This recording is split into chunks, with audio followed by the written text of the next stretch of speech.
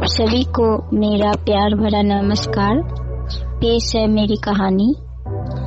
ये कहानी है एक लड़की की जिसका नाम था प्रतिभा। प्रतिभा अपने पिता के साथ एक गांव में रहती थी। उनके पिता पुलिस ऑफिसर थे। वो बहुत ईमानदार थे। प्रतिभा धीरे धीरे बड़ी हुई और उनका विवाह हो गया। उनके ससुराल वाले उन्हें बहुत ही तंग करते थे। उन्हें बार बार ताना मारते थे। ये कहते थे तुम अपने मायके से बहुत कम पैसे लाई हो, कुछ दहेज नहीं लाई, इसलिए उन्हें हमेशा तंग किया जाता था। एक दिन की बात है, प्रतिभा को ये कहा गया कि अरे प्रतिभा, तुम अपने मायके से पैसे लिया। प्रतिभा बोली, अरे सासू माँ, मैं कहाँ से पैसे लाऊंगी? मेरे पिता एक ईमानदार ऑफिसर हैं, वो किसी से ज्यादा पैसे नहीं लेते। उनकी सास बोली, देखो प्रतिभा, तुम्हें अगर इस घर में रहना है तो तुम्हें तो लाना पड़ेगा पैसे। प्रतिभा कहने लगी, नहीं सासू माँ, मेरे पिताजी के पास पैसे नहीं है। उनकी सास बोली, अच्छा ये बात है, ठीक है, देखते हैं कैसे पैसे नहीं है।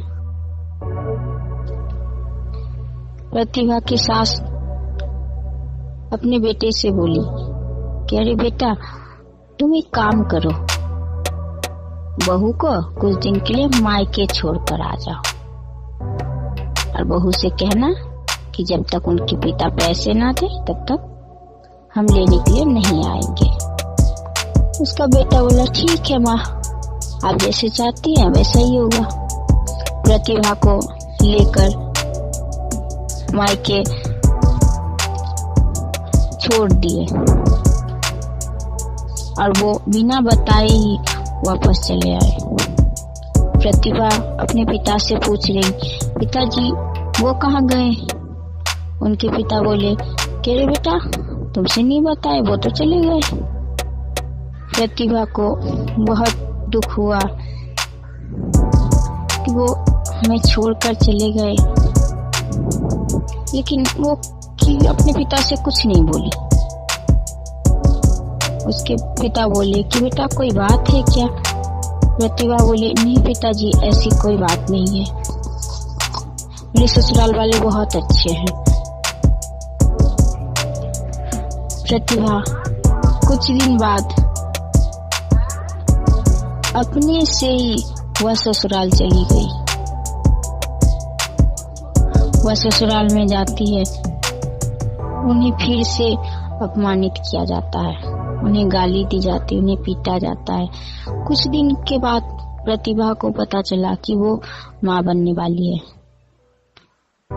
यह प्रतिभा सोची कि अगर मैं बताती हूँ सबको तो उन लोग की भी खुशी होगी। प्रतिभा ने जैसे अपने सास को बताया कि सासू माँ, मैं माँ बनने वाली हूँ, उसकी सास और गुस्से में आ गई और उसे बहुत गंदी गंदी गालियां देने लगी। और सारे अपनी जो बेटी थी उनकी, उनसे वो कहने लगी, अरे देखो कहाँ से आ गई है, हमारे घर में माँ बनने वाली है। ऐसी औरत को अगर हम घर में रखेंगे तो लोग हमें गालियां देंगे। वो उसे मार पीट कर किसी तरह से ससुराल से निकाल दी।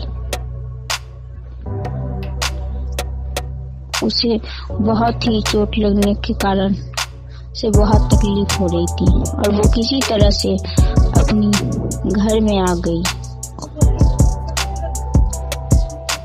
उसके उस हालत को देखकर उनके पिता घबरा गए और पूछने लगे, अरे बेटा क्या हुआ, तुम्हारी ये हालत किसने की? प्रतिभा कहने लगी, पिताजी, मैं आपका सम्मान नहीं रख पाई। आप ही कहते थे कि मायके से डोली में चढ़ के जाना और ससुराल से कांधे पे। पर अफसोस, मेरी वो भी नसीब नहीं है कि मैं इस तरह से इस जीवन की अंतिम दिन बिता सकूं। इसलिए पिताजी, मुझ जैसी लाश को थोड़ी सी बस जगह दे दीजिए। मैं इस संसार में अब जीना नहीं चाहती। उसके पिताजी बोले, देखो बेटा, इस तरह से बातें मत करो।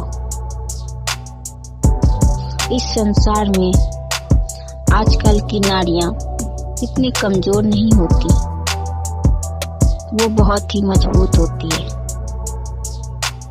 इसलिए तुम अपनी जिंदगी की लड़ाई स्वयं लड़ोगी।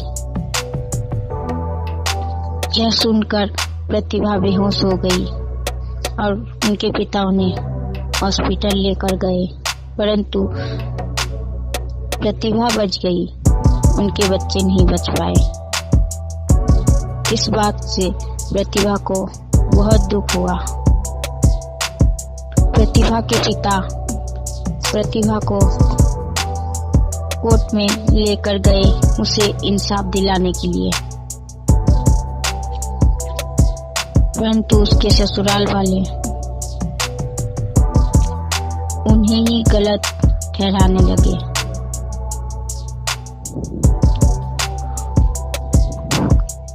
उसके कारण उसके पिताजी अपने आप ही बड़ी अदालत में अपने आप को गोली मार ली और वो इस संसार से चले गए। प्रतिभा और भी दुखी हो गई। उसे कुछ समझ में नहीं आ रहा था। वो ये सोच रही थी कि एक ही तो मेरा सहारा थे, मेरे पिता, जो वो भी छोड़कर चले गए। अब मैं कैसे जीऊंगी? परंतु उसकी पिता की बातें याद आती है कि पिताजी ने कहा था कि आज की नारी कमजोर नहीं है। मैं भी इतनी मजबूत बनूंगी ताकि अपना लड़ाई खुद लड़ सकूं। मैं पिताजी का ये सपना जरूर पूरा करूंगी। प्रतिभा कुछ दिन के बाद एक सरकारी वकील बनती है।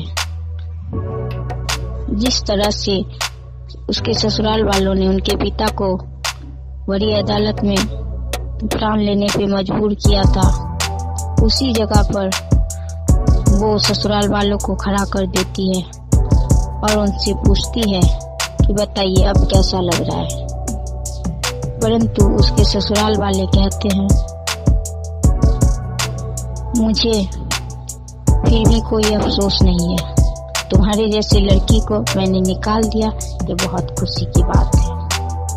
प्रतिभा कहती है, हमें तो लगा इतना होने के बावजूद भी आप लोग सुधर गए होंगे, परंतु इतने में भी आप लोग नहीं सुधरे। प्रतिभा उस दिन से ठान ली, मेरे ससुराल वालों को एक एक करके सजा दिलाऊंगी। प्रतिभा ने ऐसा ही किया। सारे ससुराल वालों जो उनके दोषी थे व उनके पिता के दोषी थे, सबको सजा दिलाई और खुद सम्मान से जीने लगी। वो आज भी न्याय के लिए लड़ाई करती है। नमस्कार।